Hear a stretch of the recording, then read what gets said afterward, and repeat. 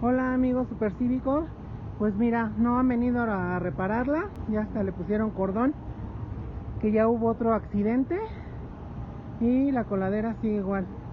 Esperemos la alcaldía que se ponga las pilas, porque sí es una emergencia bastante peligrosa para los autos y para las personas. Saludos y estamos atentos a este reporte en cuanto vengan a repararla. Muchas gracias.